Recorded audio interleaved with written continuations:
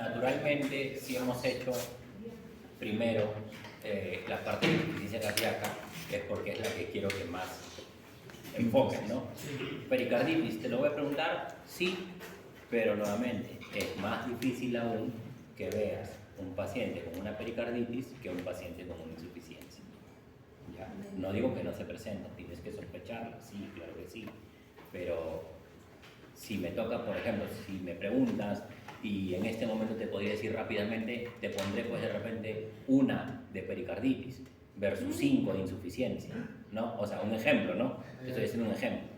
O sea, lo que quiero que entiendas es que pericarditis es un tema que sí nos interesa, pero por frecuencia yo necesito que tú sepas más insuficiencia, ¿ok? Porque lo vas a manejar mejor.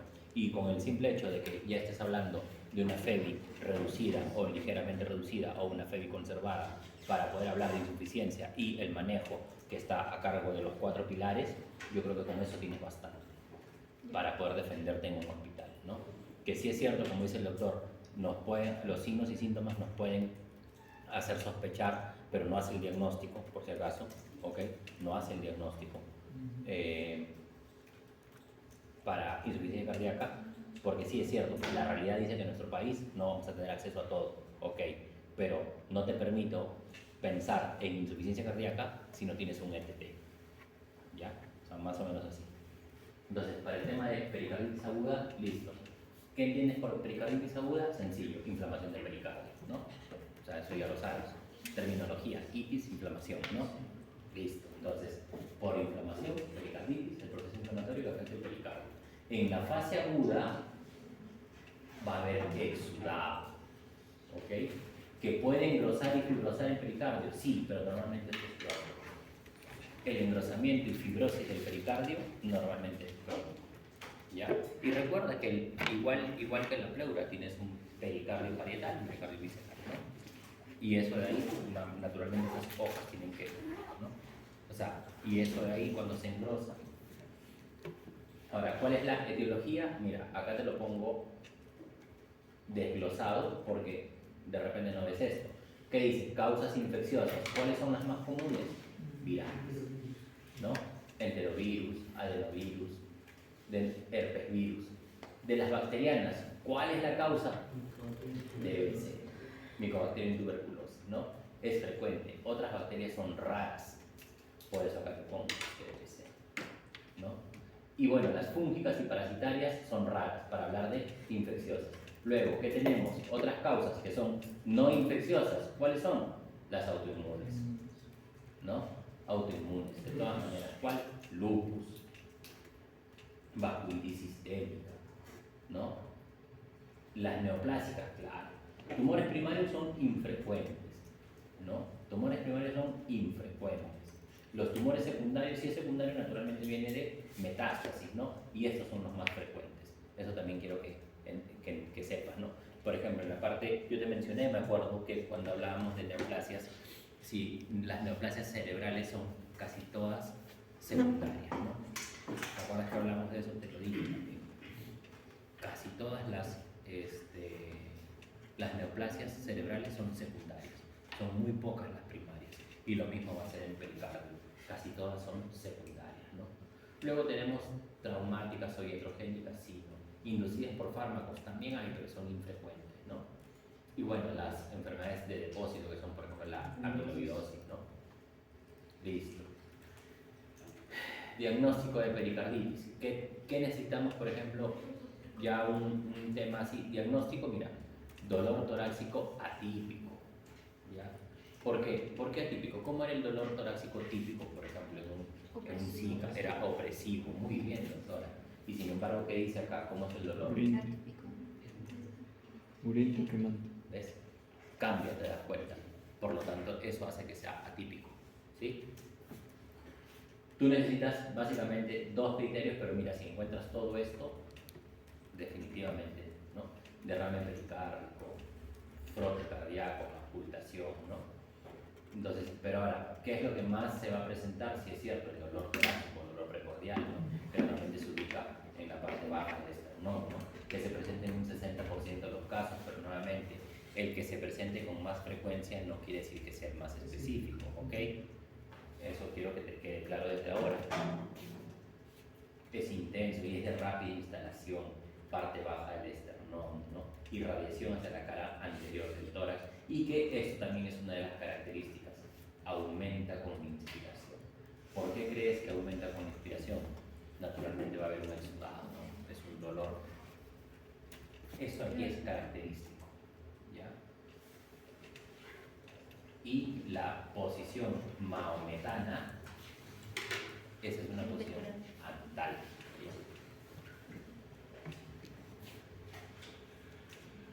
Y naturalmente, si te das cuenta, acá hemos visto la etiología, cuáles son las más comunes, virales y bacterianas, ¿no? Normalmente suele usar con fiebre, ¿no? El frote pericárdico, mira, se presenta en 90% de los casos. Naturalmente, esto de aquí es un hallazgo de lo que te estoy poniendo acá, ¿no? O sea, los que te van a confirmar o te van a hacer sospechar, los que te van a dar muchas pistas para el diagnóstico, ¿no? De aquí es esto lo más importante. ¿Qué necesito que sepas de aquí? Ah, ya. En la pericarditis aguda, el tema con el electrocardiograma. ¿Ustedes ya han visto el electrocardiograma? Ya, listo. Si ya saben el electrocardiograma, en la fase 1, estamos hablando de pericarditis aguda, ¿no? Va a haber un supradesnivel con algo del ST. Mira. Supradesnivel. ¿Cuál sería tu línea isoeléctrica esta de aquí, ¿no? Hay hacia arriba. Un supradesnivel considera cuando hay más de 5 cuadraditos, ¿ya? O sea, irrefutable. Ya, más de 5 cuadraditos. Si hay un supradesnivel del ST, este debe ser el segmento ST. ¿Listo? En la fase 2 hay una normalización del ST, pero ¿qué ocurre? Aplanamiento de la onda. ¿Para qué? Para que luego esta T se haga negativa. ¿Ok? Entonces en la fase aguda, mira, pericarditis. Encuentras una elevación del ST. Acá se hace, o sea, hay un descenso y una normalización, pero la onda T se aplana, para luego que invertirse. Y en la fase crónica, semanas o meses después, el EKG se normaliza. Sin embargo, puede presentar todavía algunas veces una T negativa. ¿Ya? Eso aquí como concepto. ¿Cuáles son los hallazgos que lo pueden sustentar? No son específicos el PCR y el BCG, porque bien saben que el PCR y el BCG son reactantes de fase aguda y que se pueden elevar hasta por un dolor de uña. ¿Listo? Así que no son específicos, pero te va a servir. ¿Qué es lo que sí evidencia o tienen mayor sensibilidad? Naturalmente la tomografía y la resonancia. Porque la tomografía y la resonancia te puede ver incluso el derrame pericárdico. ¿Ya? Estos aquí son más importantes que estos de acá, naturalmente, ¿no? Ahora, para la pericarditis aguda, ¿qué tengo que investigar yo en la anamnesis? Por ejemplo, radioterapia previa. La radioterapia puede ser, por ejemplo, para un tema de un cáncer de mama en una mujer, ¿no? Se le da RT. Para un tema de un cáncer de pulmón, ¿no? Entonces, ¿por qué? Porque esa radioterapia va aquí con las causas no infecciosas, ¿sí? Y eso sería, es que no cae en el tema de iatrogénico, pero la radioterapia de todas maneras va a fibrosarlo. Disculpe.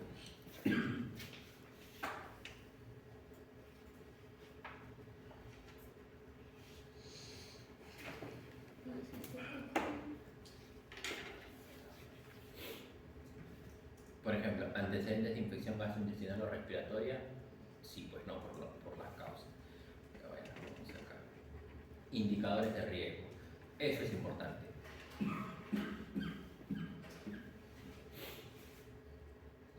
Predictores de mal pronóstico.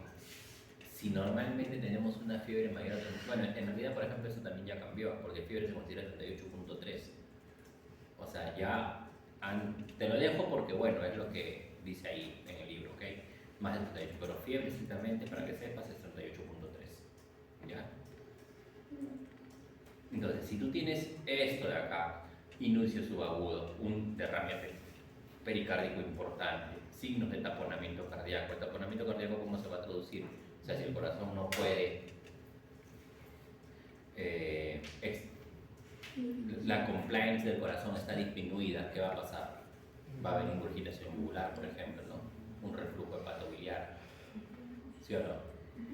Porque todo va a ir hacia atrás, o sea, sí, y al no poder distender, ¿no? Porque hay un taponamiento, o sea, taponamiento quiere decir que hay algo que no lo deja. Vamos a suponer que tú inflas un globo, ¿ok? El corazón lleno, ¿no? En la fase de llenado el corazón va a ser como un globo inflado, ¿listo? Y después de la sístole el globo está desinflado, ¿sí? ¿Estamos en lo correcto? Ok.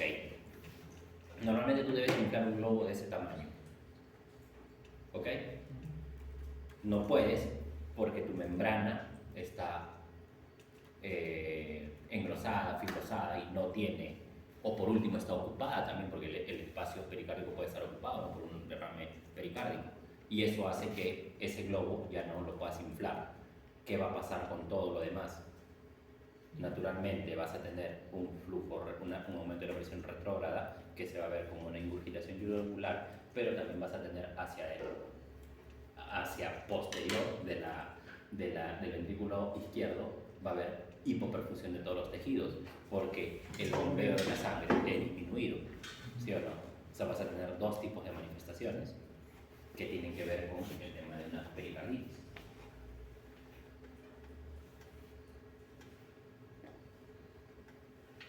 Derrame pericárdico, que es parte de lo que estábamos mencionando, ¿no?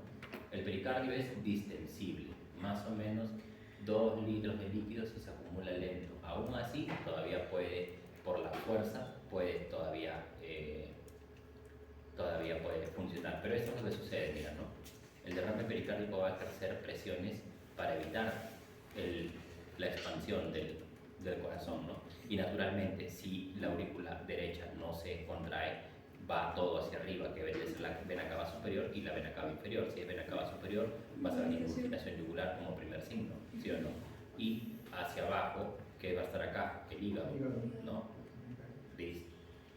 Y del ventrículo izquierdo sale la aorta, entonces si va a salir menos flujo, va a tener un menor gasto cardíaco, ¿sí o no?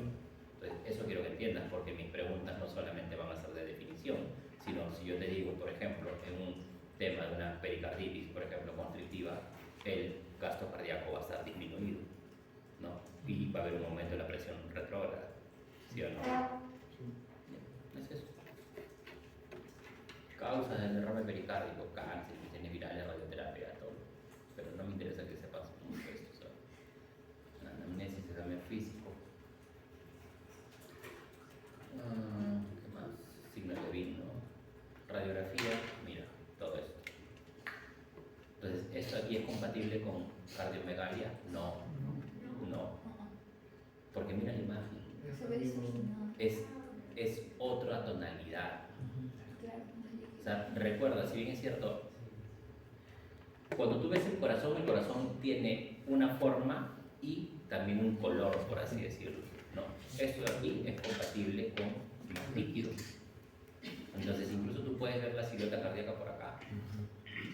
Entonces, esto de aquí es compatible con un derrame pericárdico, por ejemplo, ¿no? Y naturalmente, lo más específico antes de una radiografía es la ecocardio. Aquí sí es un ETT. Ya, aquí sí basta con un ETT. Sin embargo, para IC es un ETE. ¿Ya? ETT, ecocardiograma transtorácico. ETE, ecocardiograma transesofágico. ¿Ya? El tratamiento, naturalmente, si hay un derrame, si hay un derrame, claro que sí, lo puedes drenar, ¿no? Se hace incluso una ventana, pueden hacer, si es que es refractario. ¿Ya? El taponamiento cardíaco es un derrame producido por aumento de la presión intracardíaca, ¿ya? Secundario a un acúmulo de líquido en el saco pericárdico, que naturalmente va a dificultar el llenado de los ventrículos y compromete el gasto cardíaco. Es lo mismo que te estoy diciendo, acá está, ¿ya? La tríada de Beck, esta de aquí también te la voy a preguntar porque es importante, así como te pregunto la tríada de Birch o la tríada de Beck, que va a haber un silencio cardíaco o corazón quieto. ¿Por qué? Porque naturalmente en este caso la fuerza es mayor y va a impedir que esto de aquí se expanda, ¿sí o no? ¿Qué va a haber? Ingurgitación venosa. ¿Cuáles son las venas que se van a ingurgitar? Las yugulares, pues, ¿no? ¿Y qué va a haber? Hipotensión arterial, ¿por qué? Porque el gasto cardíaco. Así es lo mismo que te he dicho, ahí está. Ya lo entiendes ahora, ¿sí o no? O sea, si yo te pongo la tríada de Beck y te digo esto acá, probablemente no lo saques tan rápido, pero ya que hemos hecho la explicación, y esto acá también es importante, esto sí es semiología. El pulso es parado. Al auscultar a un paciente con pericarditis, también se escucharía menos, o sea, estarían disminuidos sus latidos por el Cuando hay líquido que- taponamiento, Sí. cuando hay taponamiento. Pero en una pericarditis, porque tú me has dicho pericarditis, Ajá, Es inflamación. ok. para un taponamiento, ¿qué dice acá? Taponamiento, Ok. está bien, porque esas dudas te pueden venir en el examen. Y no es la idea, ¿no? Está bien que preguntes eso. Por esas diferencias. Cuando me estás hablando de pericarditis, lo que vas a escuchar es un frote pericárdico. Pero cuando me hablas de taponamiento, hay silencio.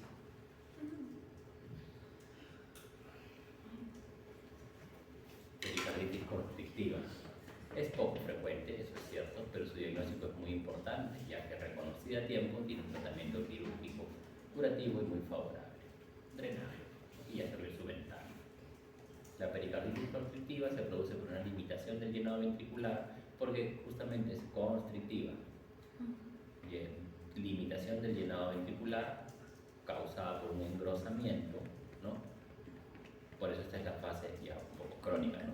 Calcifica las hojas del pericardio, ¿no? Es una entidad de su forma más común, es crónica, de interrupción lenta, ¿no?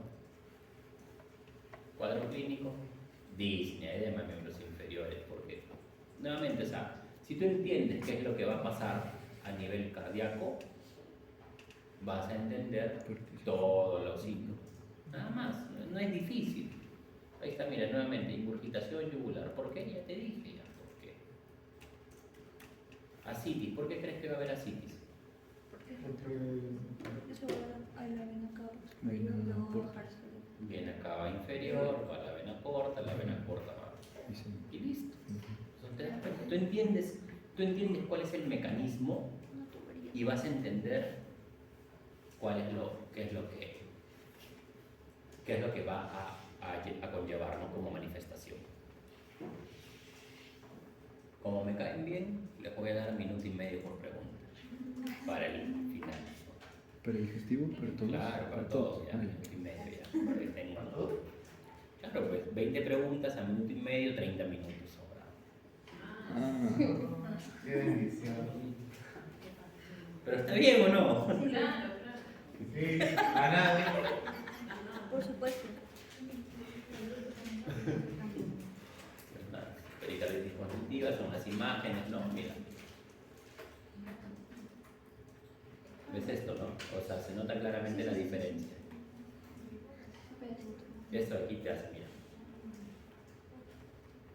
Naturalmente es otro tono, ¿no? Eso te hace pensar. Ya, listo. Se acabó pericarditis. No necesito que